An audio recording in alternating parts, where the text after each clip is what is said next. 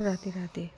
ये ब्लाउज है नाप का, जो हमारे पास ब्लाउज आए हैं सिलने के लिए। उन्होंने मेरा ही सिला हुआ ब्लाउज दिया है नाप का। तो चलिए हम इस ब्लाउज के नाप लेकर कटिंग करते हैं। ये कपड़े हैं साड़ियों के और ये कॉटन का फैब्रिक है ये, ठीक है।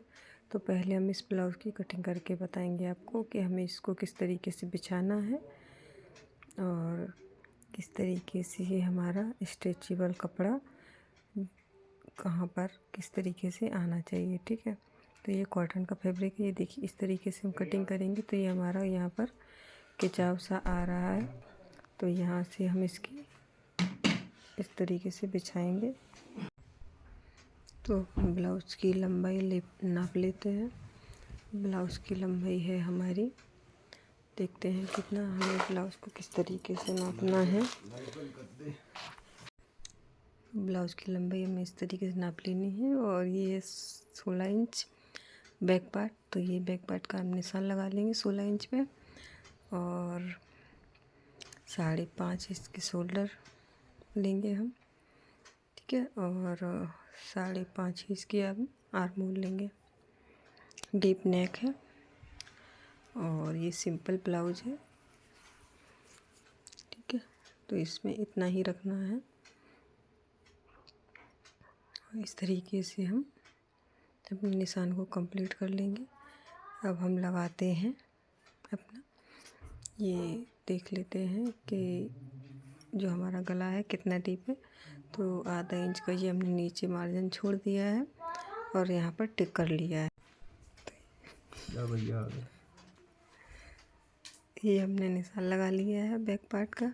गले का भी कितनी हमें गहराई देनी है उस हिसाब से, ठीक है। और ये लाइन एक सीधी ड्रॉ करेंगे जो हमने 2.5 इंच पर निशान लगाया था। कर्व शेप की मदद से हम इसमें कर्व दे देंगे और ये निशान हमारा कंप्लीट हो गया है गले का। और हम शोल्डर को नापेंगे इस तरीके से। ये हमारा सीम आ रहा है तो हमें इसमें कर्व की मदद से आर्म होल का भी निशान लगा लेंगे और इस तरीके से यहाँ आधा इंच का हम एक्स्ट्रा मार्जिन देंगे, ठीक है। और अब हम कटिंग कर लेते हैं ब्लाउज की।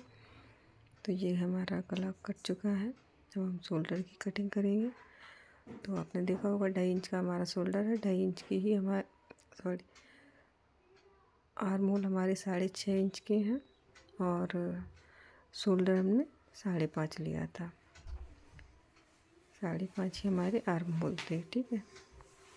इंची टेप को हमने इस तरीके से रखा है बीचों बीच में शोल्डर के। तो आप इस तरीके से निशान लगा सकते हैं। 4.5 इंच का प्लेट का निशान लगेगा हमारा। तो इस तरीके से हमने निशान लगा कर कंप्लीट कर लिया है। इसको डबल टैप करके निशान लगा लेंगे, दोनों साइड हमारे निशान बन जाएंगे इस तरीके से। और अब हम फ्रंट पार्ट की कटिंग करेंगे। तो पहले फ्रंट पार्ट का हम निशान लगा लेते हैं। जब हमने बैक पार्ट की कटिंग की है उसी को रख के हम फ्रंट पार्ट के निशान लगाएंगे, फिर कटिंग करेंगे। तो इस तरीके से हमने फ्रंट पार्ट को बिछा लिया है और सेम पे ही निशान हमने आर्म होल की लगा लिए हैं। और लंबाई हमने बैक पार्ट की 16.5 ली थी, तो फ्रंट पार्ट की हम 17 लेंगे, ठीक है। और इस तरीके से हम ब्लाउज़ की कटिंग कर लेते हैं। ये कपड़ा हमारा साइड हो गया है। अगर ब्लाउज़ की लंबाई हमने 16 ली है बैक पार्ट की, तो फ्रंट पार्ट की हम 16.5 लेंगे। और अगर 16.5 ली है बैक पार्ट की, तो फ्रंट पार्ट की हम 17 इंच लेंगे लंबाई, ठीक है। तो ये हमारा मेन पॉइंट रहता है। बैक पार्ट से फ्रंट पार्ट हमारा आधा इंच एक्स्ट्रा रहता है।